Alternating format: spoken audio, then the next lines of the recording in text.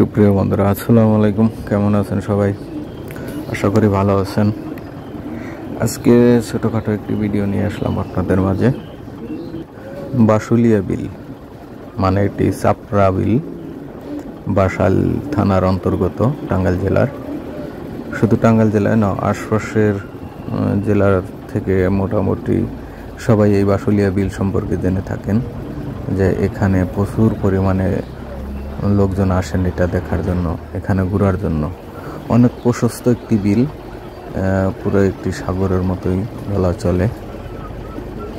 পুরা বর্ষার মৌসুমে এর পূর্ণ যৌবনতা পায়। এখানে যারা আসেন তারা আবার দ্বিতীয়বার আসার জন্য উন্মুখ হয়ে থাকেন। এই বিলের মূল সৌন্দর্য হচ্ছে বিলের মাঝখানে কয়েকটি হিজল গাছ রয়েছেন।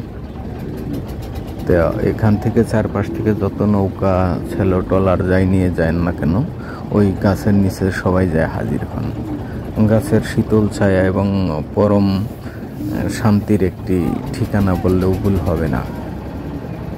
লোকমুখে শোনা যায় এই গাছের পাতা খেলে নাকি মনের বাসনা পূর্ণ হয়।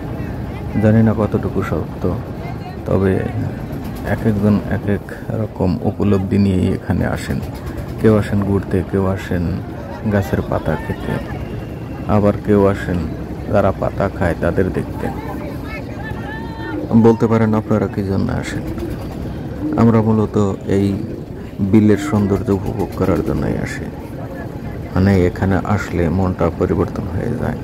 কোথাও কোনো বাতাস না থাকলে গরমের দিনে এখানে অবশ্যই বাতাস সবসময় থাকে, মনটা শীতল হয়ে যায়। আমাদের টাঙ্গাইল জেলার ভিতরে আপাতত এত খোলামেলা জায়গা আর কোথাও নেই বললেই চলে। অনেকে বলে থাকেন যে এর নাম বাসুলিয়া কেন। আসলে এর নাম বাসুলিয়া হওয়ার কারণ একটাই, আগে ছিল আশুলিয়া। প্রথমত নৌকা দিয়ে ঘোরাঘুরি করা হয় আশুলিয়ার সেই জায়গাটায়। সেই আশুলিয়ার নামকরণের উপর ভিত্তি করে এটার নাম হয় বাসুলিয়া। আসলে বাসুলিয়া বলতে এখানে কোনো কিছু নাই, এটা মূলত চাপড়া বিল, বাসাইলের চাপড়া বিল। এটা সমতল একটা নিচু ভূমি, যেখানে বর্ষার মৌসুমে কোনো ফসলাদি হয় না, পানিতে পরিপূর্ণ থাকে। কিন্তু বর্ষা চলে যাওয়ার পর এখানে সরিষা, তারপর সরিষার পর ধান এখানে রোপণ করে থাকেন। দুটি শস্যই মূলত এখানে রোপণ করা সম্ভব হয়, তাছাড়া আর কোনো শস্য রোপণ করা সম্ভব হয় না। তার প্রায় অধিকাংশ সময় এখানে পানি থাকে। এখানে দর্শক সমাগমের কারণে আশেপাশে যারা আছেন, যারা বসতি আছেন, তাদের এখানকার পর্যটনদের কারণে তারা একটা ইনকামের রাস্তা খুঁজে পেয়েছেন। আশপাশের বাড়িগুলোতে তারা বিভিন্ন রকমভাবে ছোটোখাটো দোকান বা মোটর সাইকেল গাড়ি পার্কিংয়ের জন্য নিজস্ব কিছু জায়গা তারা স্থায়ী করে রেখেছেন, যাতে সেখানে গাড়ি ঘোড়া রাখা হয় এবং তার বিনিময়ে তারা একটা পারিশ্রমিক নিয়ে থাকেন। বলতে পারেন তাদের একটা ভাগ্যেরও পরিবর্তন হয়ে গেছে।